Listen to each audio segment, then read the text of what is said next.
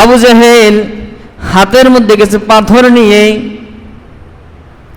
আল্লাহ রাসূলের কাছে আসলেন। রে মুহাম্মদ, আমার হাতের মধ্যে কি আছে যদি বলতে পারো তাহলে তোমার প্রতি ঈমান আনবো, তোমাকে রাসূল হিসেবে মেনে নিব। হাতের মধ্যে কিছু পাথর মোট করে নবীর সামনে আসছে, নবীকে পরীক্ষা করতেছে। নবী বললেন, চাচা যান, আমি বলবো না, আপনার হাতের ভিতরে যা আছে সেগুলো বললে হবে। জোরে বলেন সুবহানাল্লাহ। হাতের ভিতরে যেগুলো আছে সেগুলো যদি বলে তাহলে তো আরো ভালো হয়। সাথে সাথে হাতের ভিতর থেকে পাথরগুলো বলে উঠল, আশহাদু আল্লা ইলাহা ইল্লাল্লাহু ওয়া আশহাদু আন্না মুহাম্মাদার রাসূলুল্লাহ। জোরে বলেন সুবহানাল্লাহ। আবু জাহেল কয়, ওরে বাবা রে, এ তো পাথরের মতো জাদু লাগিয়ে দিছে। কপালে যদি ঈমান না থাকে, কপালে যদি হেদায়েত না থাকে, কোনো কিছু তাকে হেদায়েত দিতে পারবে? মুহতারাম হাজিরিন, আজকে আমাদের আলোচ্য বিষয় হচ্ছে রাসূল পাক সাল্লাল্লাহু আলাইহি ওয়াসাল্লামের মুজিজা। আল্লাহ সুবহানাহু ওয়া তাআলা তার রাসূলদেরকে, নবীদেরকে স্বাভাবিক অভ্যাসের বিপরীতে এমন কিছু মুজিজা দিয়েছেন, যেই মুজিজাগুলো পৃথিবীর কোনো মানুষের পক্ষে স্বাভাবিকভাবে সম্ভব না, অসম্ভব, খরকে আদত, অভ্যাস পরিপন্থী, স্বাভাবিক অভ্যাসের বিপরীত এরকম কিছু মুজিজা আল্লাহ রাব্বুল আলামিন তার নবী এবং রাসূলদেরকে দিয়েছেন পৃথিবীর মধ্যে। এই মুজিজার মাধ্যমে আল্লাহ রাব্বুল আলামিন তার নবী এবং রাসূলদের নবুয়াতকে, রিসালাতকে শক্তিশালী করেছেন, মানুষের মধ্যে তাদের শক্তি প্রমাণ করেছেন, তাদের মর্যাদা সম্মান এর মাধ্যমে আল্লাহ রাব্বুল আলামিন প্রমাণ করেছেন। এরকম কিছু খরকে আদত, স্বাভাবিক অভ্যাস পরিপন্থী কিছু বিষয় আছে। এই বিষয়গুলো নবী এবং রাসূলদের থেকে প্রকাশিত হয়, আবার আউলিয়া ইকরাম থেকেও প্রকাশিত হয়। নবী এবং রাসূলদের পক্ষ থেকে প্রকাশিত হলে সেটাকে বলে মুজিজা, আর আউলিয়া ইকরাম, আল্লাহর ওলিদের থেকে প্রকাশিত হলে সেটাকে বলে কারামাহ, যেটাকে আমরা বলি কারামাত। তাই সম্মানিত হাজরিন, আল্লাহ সুবহানাহু ওয়া তাআলা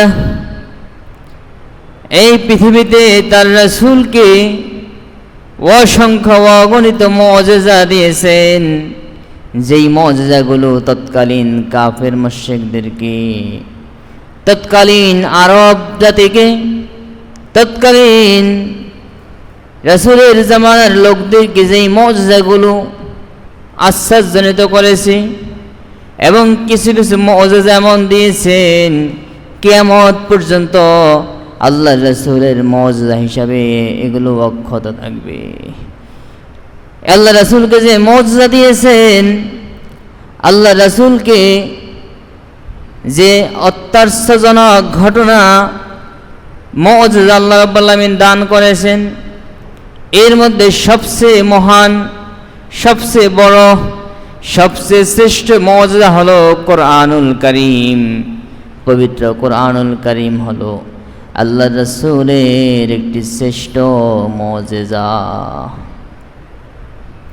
আল্লাহ কোরআনকে এমনভাবে নাজিল করেছেন, পৃথিবীর মানুষের জন্য আল্লাহ একটা চ্যালেঞ্জ ছুড়ে দিয়েছেন। তৎকালীন আরব জামানার জাহিলি যুগের লোকরা সাহিত্যের ক্ষেত্রে তাদের পদচারণা ছিল খুব বেশি। বড় বড় কবি সাহিত্যিক। জাহিলি যুগটা ছিল সাহিত্যের যুগ, জাহিলি যুগটা ছিল আরবি সাহিত্যের যুগ। এই যুগের মানুষগুলো বড় বড় কবি ছিলেন, বড় বড় সাহিত্যিক ছিলেন। আল্লাহ রাব্বুল আলামিন সেই সাহিত্যিকদের মোকাবেলা করার জন্য তার হাবিবকে কোরআন দিয়েছেন। কোরআন এমন সাহিত্য, আরবের তৎকালীন বড় বড় সাহিত্যিকদের যত লেখনী যত কবিতা, যত সাহিত্য সব কোরআনের কাছে হার মেনেছে। আল্লাহ রাব্বুল আলামিন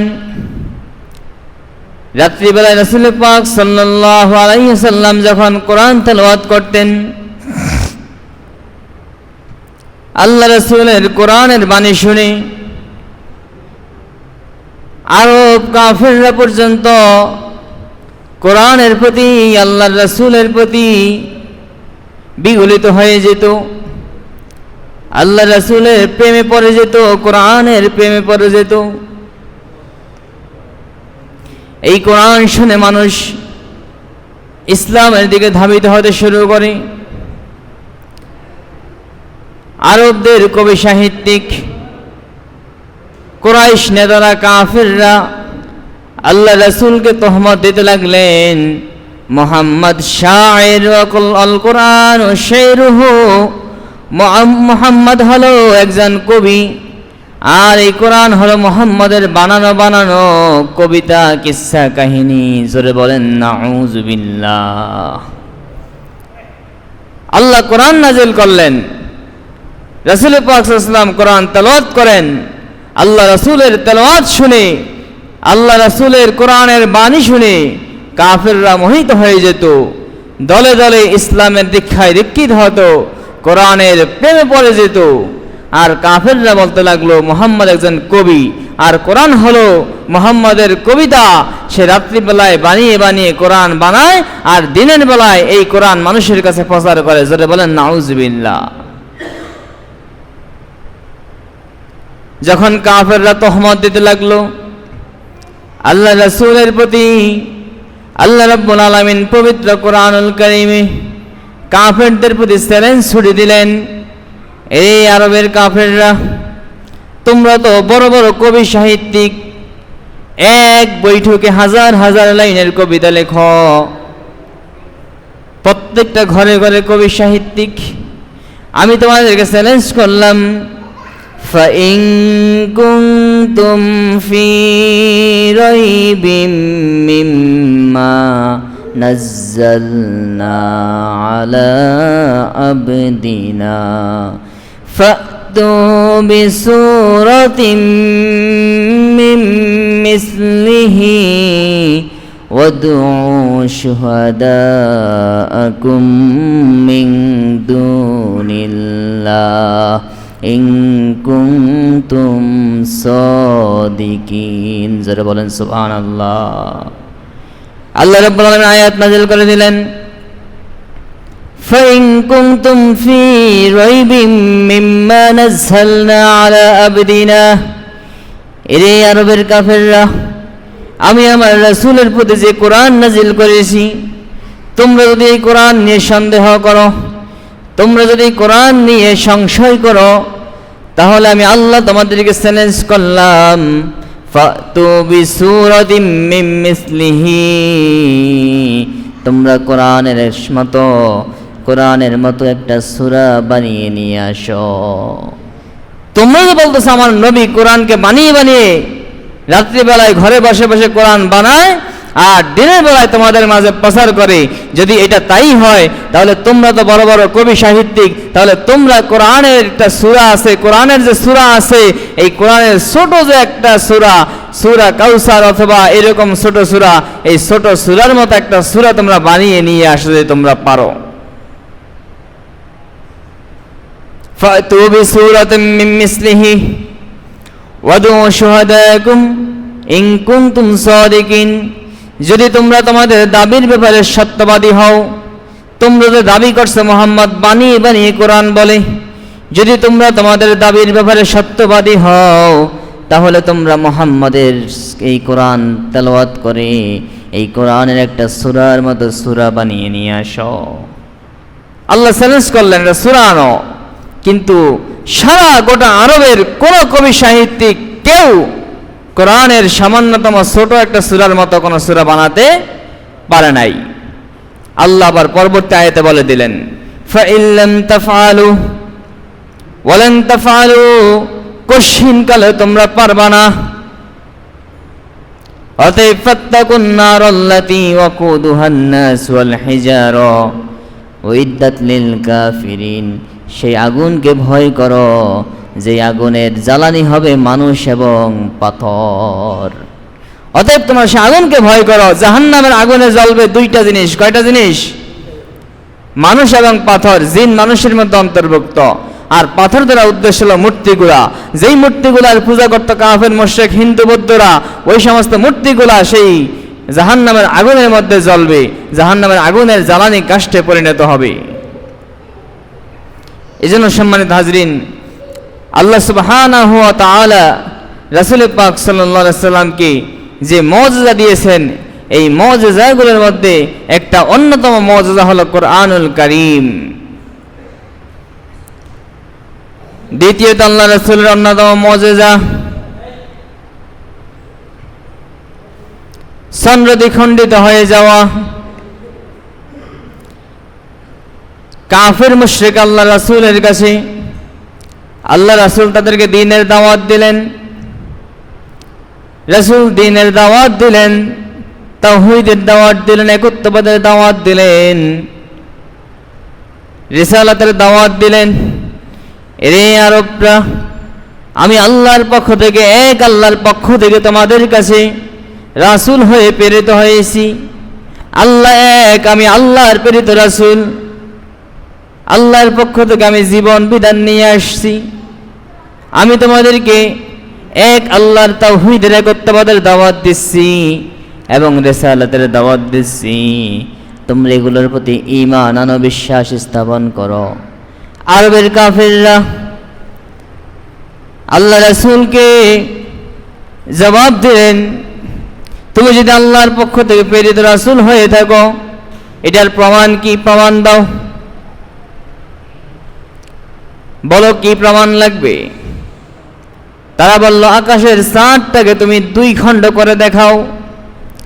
ওই যে আকাশে পূর্ণিমার চাঁদ দেখা যায়, এই চাঁদকে যদি তুমি দুইটা খণ্ড করে দেখাতে পারো, তাহলে আমরা বিশ্বাস করব তুমি নবী এবং এক আল্লাহ সত্য।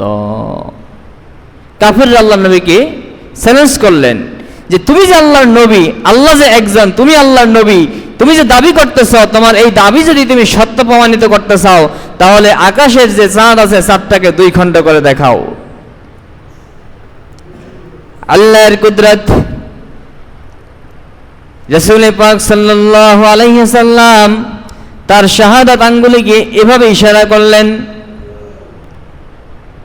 শাহাদাত আঙ্গুলিকে এভাবে ইশারা করলেন, সাথে সাথে আসমানের চাঁদ, এই আসমানের চাঁদটা দুইটা খণ্ড হয়ে গেলেন।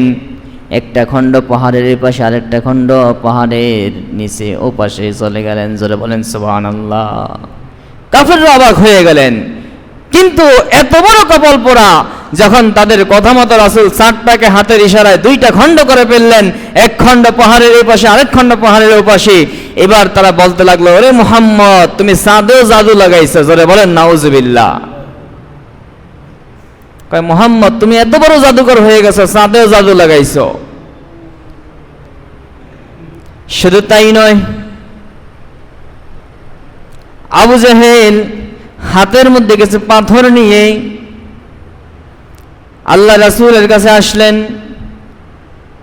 রে মুহাম্মদ, আমার হাতের মধ্যে কি আছে যদি বলতে পারো, তাহলে তোমার প্রতি ঈমান আনবো, তোমাকে রাসূল হিসেবে মেনে নেব। হাতের মধ্যে কিছু পাথর মোট করে নবীর সামনে আসছে, নবীকে পরীক্ষা করতেছে। নবী বললেন, চাচা যান, আমি বলবো না, আপনার হাতের ভিতরে যা আছে সেগুলো বললে হবে। জোরে বলেন সুবহানাল্লাহ। হাতের ভিতরে যেগুলো আছে সেগুলো যদি বলে তাহলে তো আরো ভালো হয়। সাথে সাথে হাতের ভিতর থেকে পাথরগুলো বলে উঠলো, আশহাদু আল্লা ইলাহা ইল্লাল্লাহ ওয়া আশহাদু আন্না মুহাম্মাদার রাসূলুল্লাহ। জোরে বলেন সুবহানাল্লাহ। আবু জাহেল কয়, ওরে বাবা রে, এ তো পাথরের মতো জাদু লাগিয়ে দিচ্ছে। কপালে যদি ঈমান না থাকে, কপালে যদি হেদায়েত না থাকে, কোনো কিছু তাকে হেদায়েত দিতে পারবে? এজন্য আল্লাহ বলে দিয়েছেন আল্লাহ রাসূলকে, ইন্নাকা লা তাহদি মান আহবাবতা, আপনি যাকে ইচ্ছা তাকে হেদায়েত দিতে পারবেন। হেদায়েত কার কাছে? আল্লাহর কাছে। কার কাছে? হেদায়েত একমাত্র আল্লাহর কাছে। আল্লাহ যাকে হেদায়েত দেয় একমাত্র সেই হেদায়েত পাবে। অতএব আল্লাহর কাছে হেদায়েত চাইতে হবে। আল্লাহর কাছে আমরা প্রতিদিন 5 ওয়াক্ত নামাজে বলি কিনা ইহদিনাস সিরাতাল মুস্তাকিম, কি বলি? ইহদিনা, হে আল্লাহ আপনি আমাদেরকে হেদায়েত দেন। কোন দিকে? সিরাতাল মুস্তাকিম, সরল সঠিক পথে আপনি আমাদেরকে হেদায়েত দান করেন, সঠিক পথ প্রদর্শন করেন। এজন্য হেদায়েত আল্লাহর কাছে চাইতে হবে। কারণ আল্লাহ যদি কাউকে হেদায়েত না দেন, ওইটা কপাল পোড়া, কোশ্চিনকাল হেদায়েত পাবে না। এই জন্য কবি সুন্দর করে বলে দিয়েছেন, সাআতিশ শাজারু নাতাকাল হাজারু শুক্কল কমারু বিইশারাতিহি। সাআতিশ শাজারু, গাছগুলো আল্লাহর নবীর দিকে দৌড়ে চলে আসলেন। রাসূল পাক সাল্লাল্লাহু আলাইহি সাল্লাম মরুভূমিতে সফর করতেছেন। মরুভূমিতে গাছপালা নেই, খোলা ময়দান। এমন সময় আল্লাহ রাসূলের ইস্তেনজার ব্যাগ হলো, প্রাকৃতিক চাপ আসলো। খোলা ময়দানের মধ্যে কিভাবে হাজত সারবেন?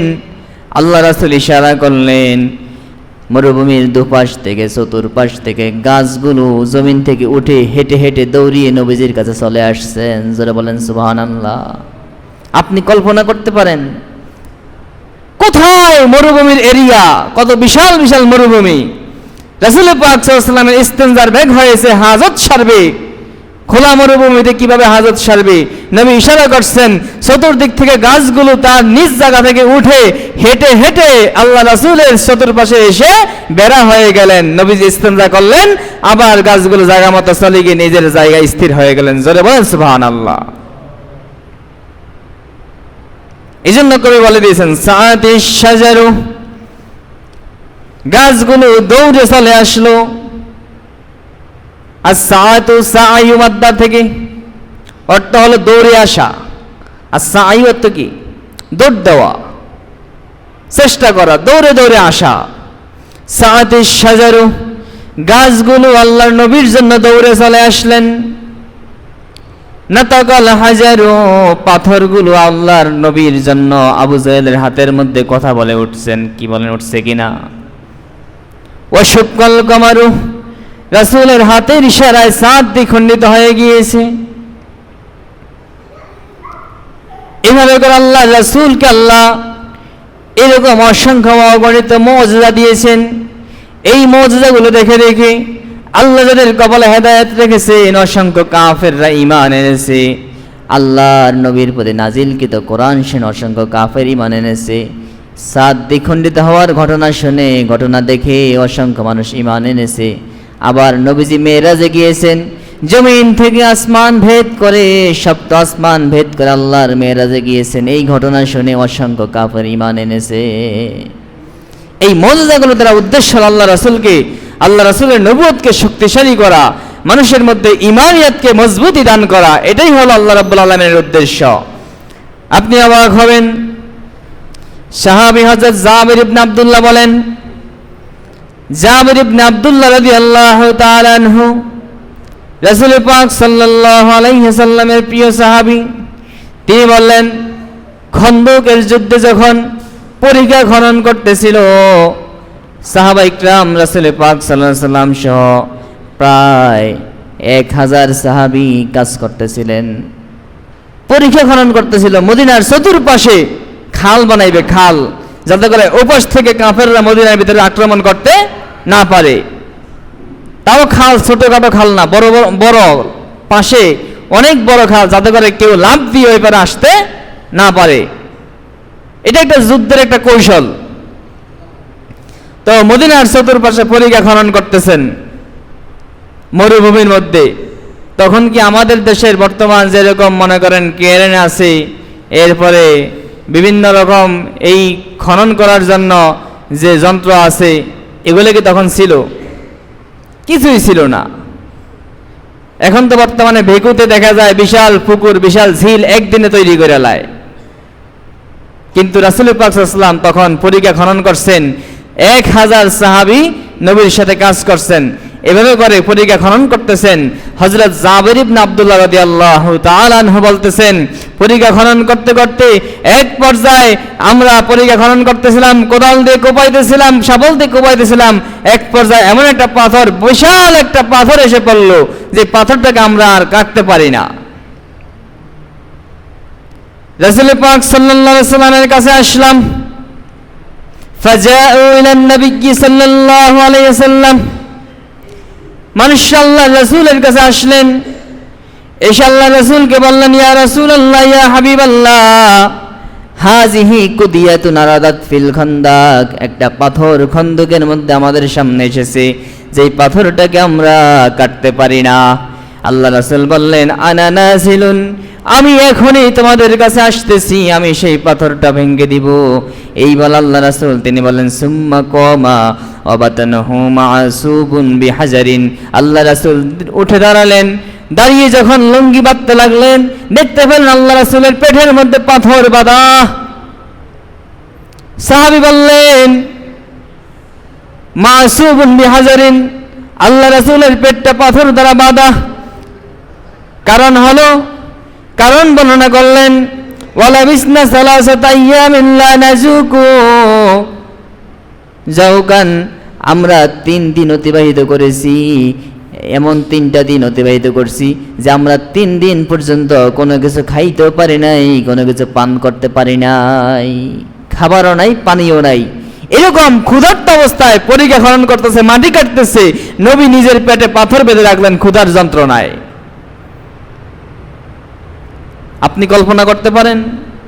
বলেন তো, রাসূল পাক সাল্লাল্লাহু আলাইহি ওয়াসাল্লামের জন্য কোনো কিছুর অভাব ছিল? আল্লাহ তাকে অভাব দিয়েছেন? আল্লাহ রাসূল যখন যা চাইতেন, ইচ্ছা করলে তিনি রাজার হালে থাকতে পারতেন কিনা? আল্লাহ রাব্বুল আলামিন আল্লাহ রাসূলকে আল্লাহ রাব্বুল আলামিন পেশ করলেন জিবরাইল আলাইহিস সালামের মাধ্যমে, হে রাসূল, আপনি শুধু বলুন, সারা পৃথিবীর সব স্বর্ণ রৌপ্য সব কিছুর ভান্ডার আমি আপনার হাতে দিয়ে দিব, আপনার হাতে সব কিছুর মাখজান দিয়ে দিব। আল্লাহ রাসূল বলেন, না, আমি মিসকিনদেরকে পছন্দ করি, আমি গরিবী হালতকে পছন্দ করি, অতএব এগুলো আমার প্রয়োজন নাই। যারা বলেন সুবহানাল্লাহ। সাহাবীরা খাইতে পারেন, আল্লাহ রাসূল খাইতে পারে না, 3 দিন না খেয়ে আছে, পেটের মধ্যে ক্ষুধার যন্ত্রণায় পাথর বেঁধে রাখছেন। এটা স্পষ্ট হাদিস, বুখারী এবং মুসলিম শরীফের হাদিস। জাবের ইবনে আব্দুল্লাহ বলেন,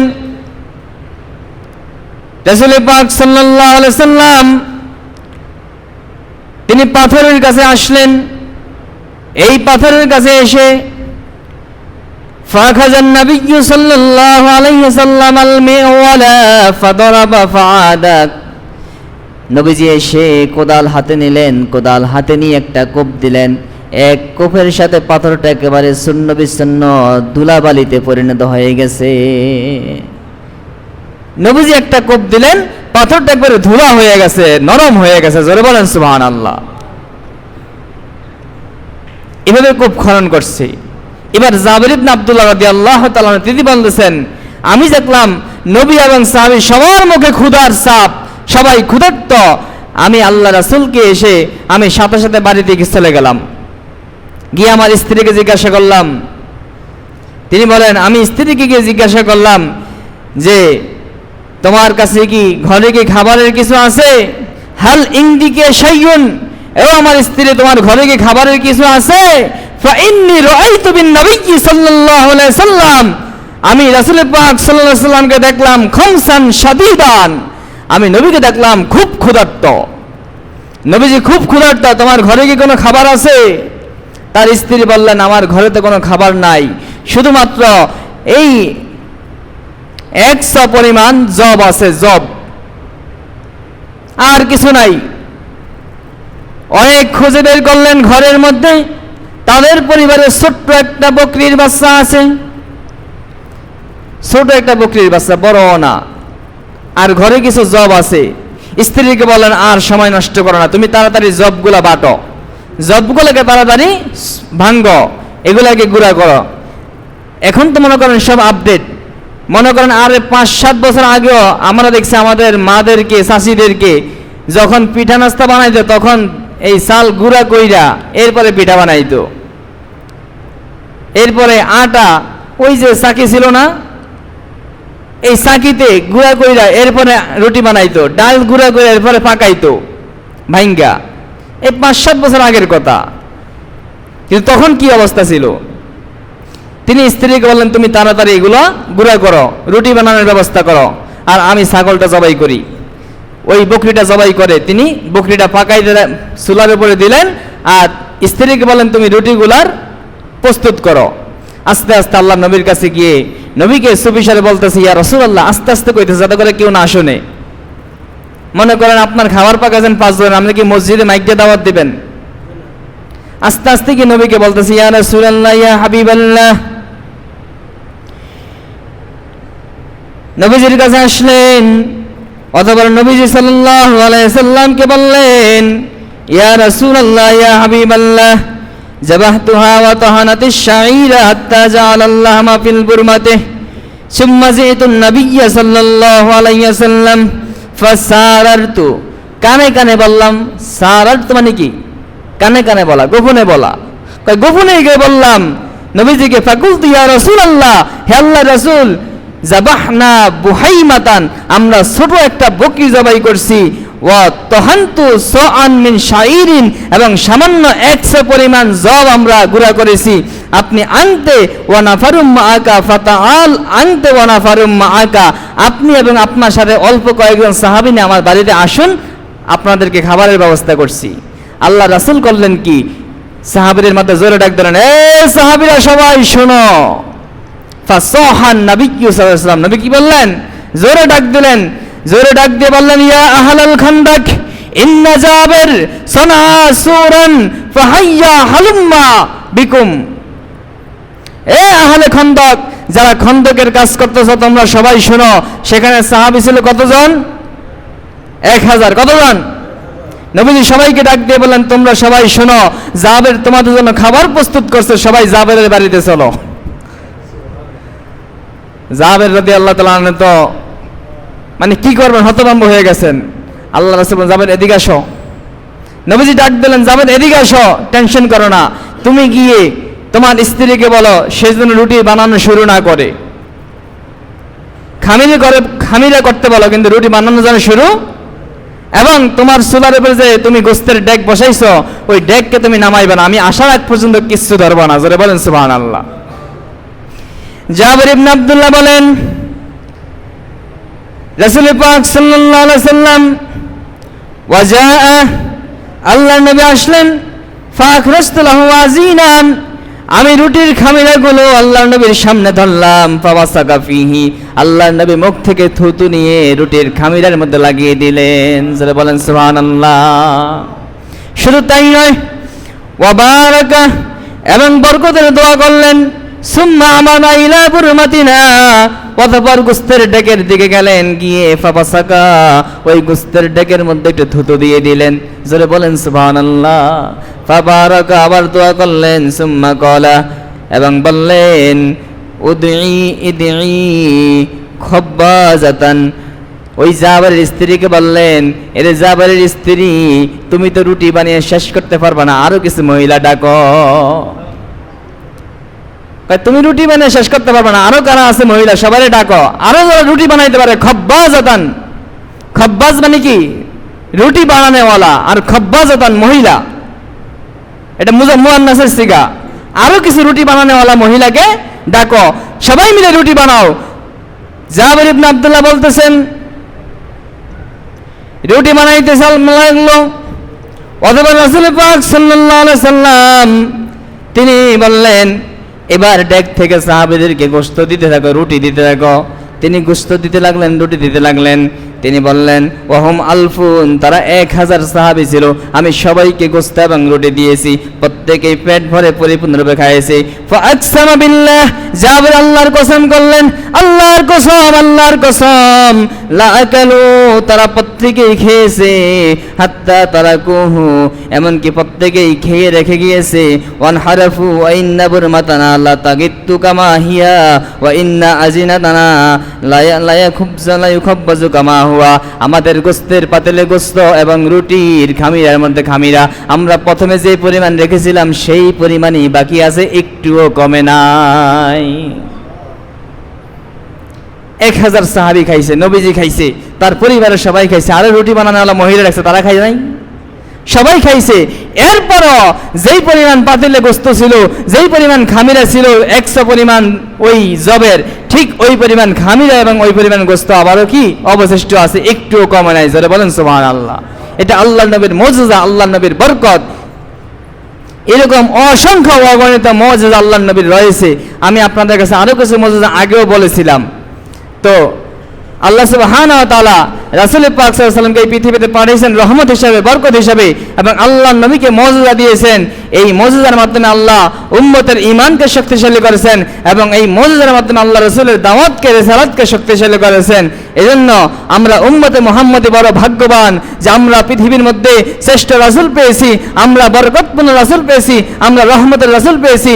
এই রহমতের রাসূল পেয়ে আমরা খুশি না বেজার? জোরে বলেন খুশি না বেজার? অতএব সবসময় আমাদেরকে খুশি থাকতে হবে এবং আল্লাহ রাসূলকে পেয়ে আমরা শুকরিয়া আদায় করতে হবে এবং সর্বোপরি সবসময় রাসূল পাক সাল্লাল্লাহু আলাইহি ওয়াসাল্লামের অনুসরণ অনুকরণ করতে হবে।